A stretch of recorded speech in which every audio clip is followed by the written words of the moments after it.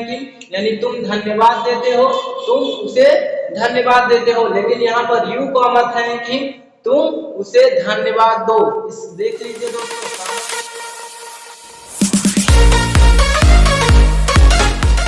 स्वागत है आप सभी का एक बार फिर से हमारे इस नए वीडियो पर। दोस्तों आज की इस वीडियो में हम देखेंगे kinds of sentence.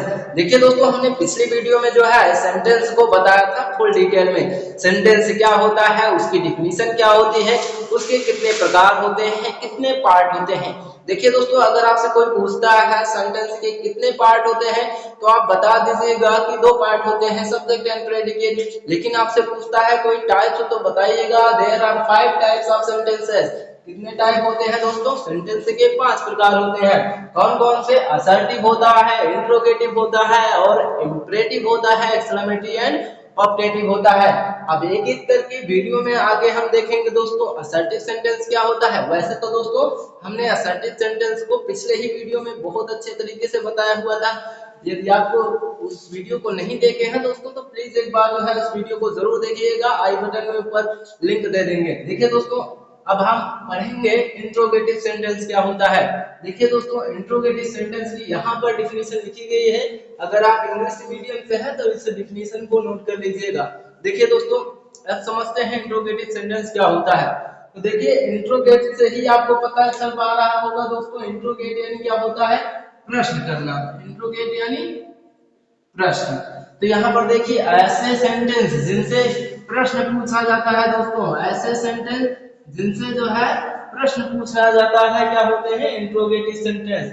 Those sentences in which a question is asked are called interrogative sentence। ऐसे प्रश्नवाचक वाक्य, ऐसे वाक्य जिनसे क्या किया जाता है दोस्तों? प्रश्न पूछा जाता है। Who is she? यहाँ पर देखिए एग्जांपल है Who is she? वह कौन है, वो कौन है। देखिए इस वाक्य से आप प्रश्न पूछने का कार्य कर रहे हैं ना दोस्तों। तो ऐसे वाक्य जिनसे आप इंट्रोगेट करते हैं, प्रश्न पूछने का कार्य करते हैं, वे वाक्य हमारे क्या कहलाते हैं? इंट्रोगेटिव सेंटेंस कहलाते हैं। जैसे कि यहाँ पर दूसरा एग्जांपल क्या है दोस्तों? What is your father? क्या है? What is your father? आपके पिता क्या है दोस्तों? तो अब ऐसा वाक्य है जिनसे क्या किया जा रहा है? प्रश्न किया जा रहा है। तो ऐसे वाक्य क्या होंगे? इंट्रोगेटिव सेंटेंस होंगे दोस्तों। तो यहाँ पर समझ लीजिए कि ऐसे वाक्य जिनसे प्रश्न पूछा जाता है क्या कहलाते हैं? इंट्रोगेटिव सेंटेंस कहलाते हैं। जैसे कि यहाँ देखिएगा एक और एग्जांपल लिखा हुआ है इस Delhi the capital of India. क्या भारत जो है क्या दिल्ली जो है भारत की राजधानी है?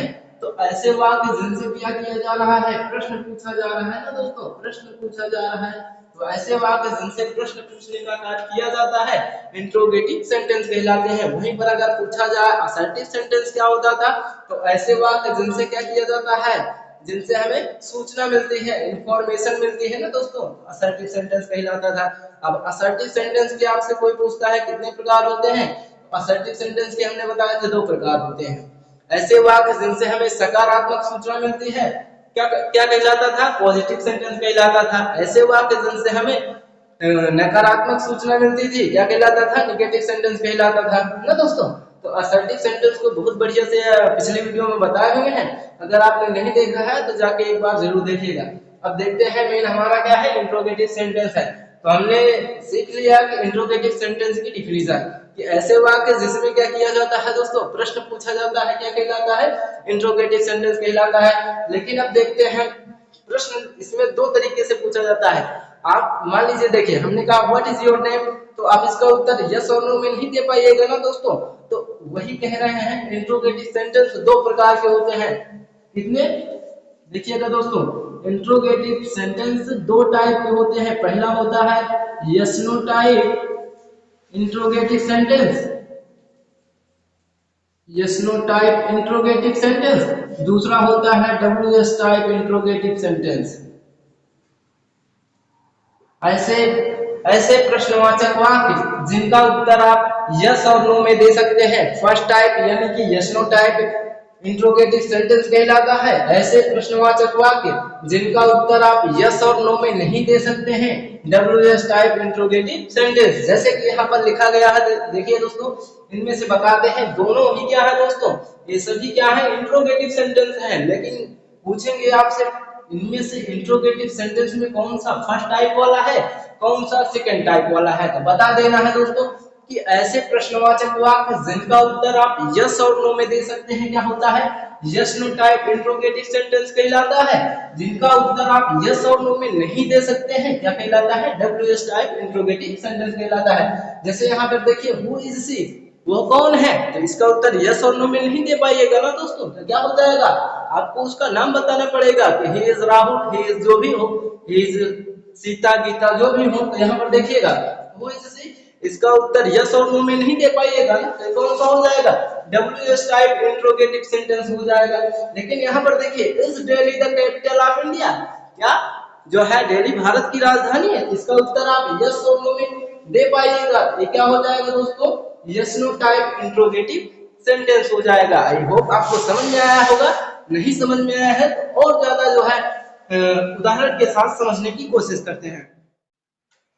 देखिए हम यहाँ पर लिखते हैं, हमने कहा जैसे कि पहला एग्जांपल देखिए, व्हाट इज योर नेम, हमने पूछा व्हाट इज योर नेम, तो इसका उत्तर क्या यस और नो में दे पाइएगा, बताइए।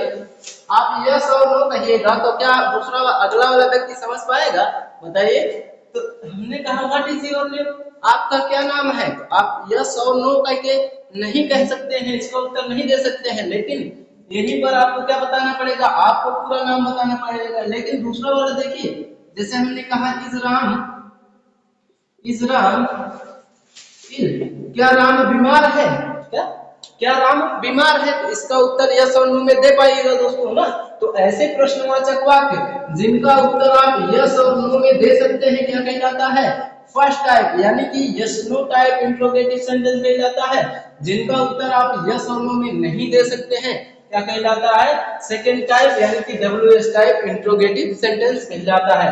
आई होप आपको इंट्रोगेटिव सेंटेंस बढ़िया से समझ में आया होगा। इंट्रोगेटिव सेंटेंस क्या होता है, इंट्रोगेटिव सेंटेंस के कितने प्रकार होते हैं, एक बार निकाल करते हैं। इंट्रोगेटिव सेंटेंस किसे कहते हैं, ऐसे ऐसे वाक्य जिनमें क्या किया जाता है, प्रश्न पूछा जाता है, इंट्रोगेटिव सेंटेंस कहलाते हैं। ऐसे वाक्य जिसका उत्तर आप यस और नो में दे सकते हैं क्या कहलाता है, yes no type interrogative sentence कहलाता है।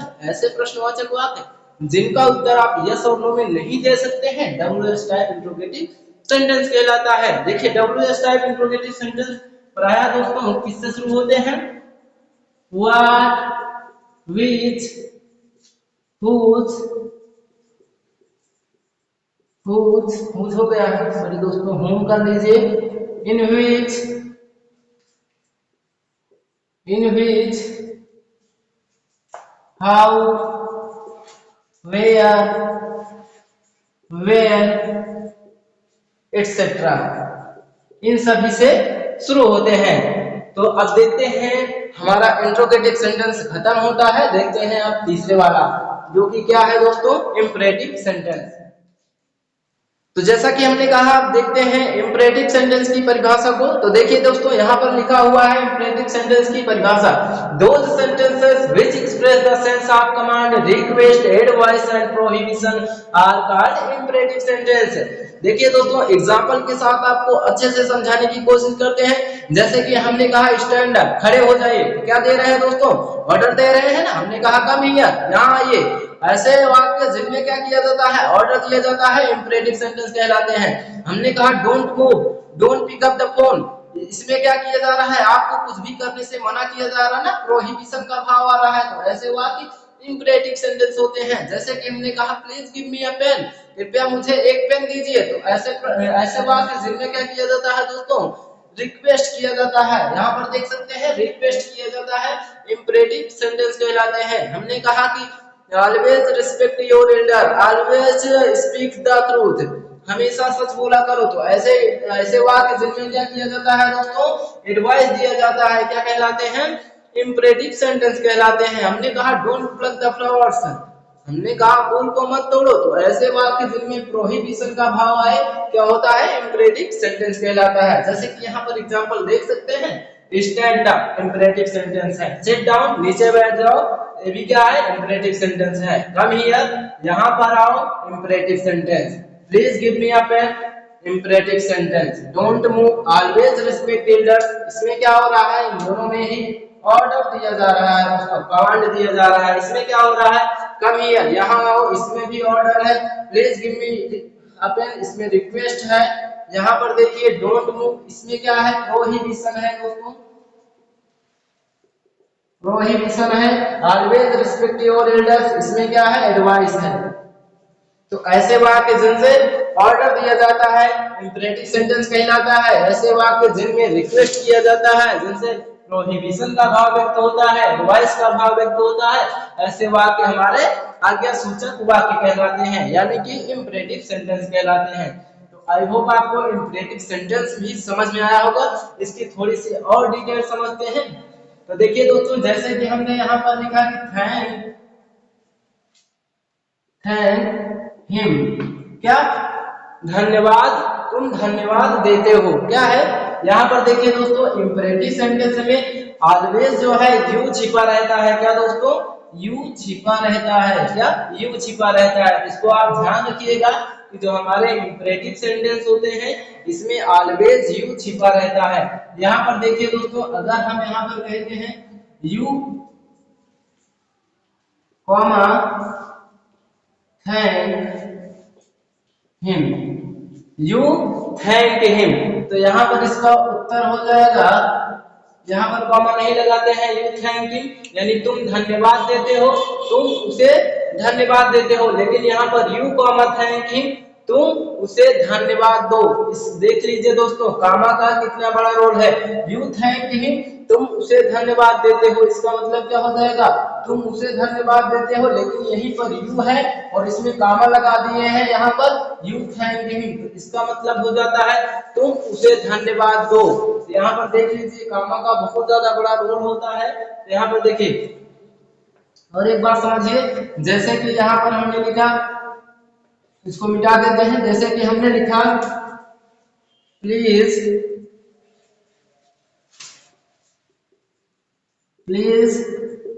गिव मी अ पेन, ये सही है। यहीं पर हमने लिखा इसी को give me a pen comma please, ये भी सही है। लेकिन देखिएगा दोस्तों, यदि हम इसी प्लीज की जगह पर काइंडली का उपयोग करते हैं, तो हमने कहा काइंडली गिव मी अ